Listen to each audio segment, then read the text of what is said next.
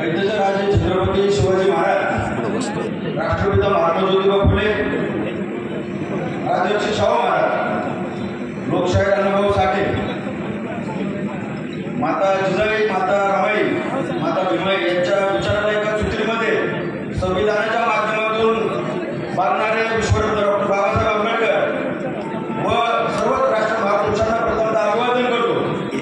मित्रांनो, तुम्हाला एक सांगू इच्छितो, रिपब्लिकन पार्टी ऑफ इंडिया हे राष्ट्रीय अध्यक्ष दीपक भाऊ निकाले साहेब यांच्या आदेशानुसार आपण दौंड विधानसभेला आपला उमेदवार दिला होता, पण सामाजिक व राजकीय विचार करता आदरणीय दीपक भाऊ निकाले व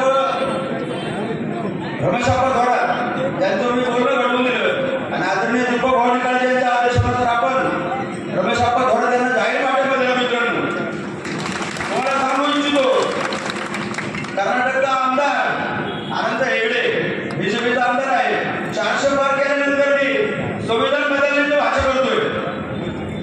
आमचं एकच म्हणणं आहे, लोकसभेला आपण या 400 पार करून संविधान बदलण्याला आपण त्याची जागा दाखवून दिलेली आहे। मित्रांनो, 30 वेळा आता विधानसभेलाही आलेली आहे। मित्रांनो, लक्षात ठेवा, माझं एकच म्हणणं आहे मित्रांनो की भारतीय संविधान विश्वरत्न डॉक्टर बाबासाहेब आंबेडकरांनी उद्गार काढले होते की मी हे संविधान चांगले लिहिलेले आहे। जर देश चालवणारे चुकीचे लोक असतील तर ते चुकीचं ठरणार आहे, जर चांगले असतील तर ते चांगले ठरणार आहे।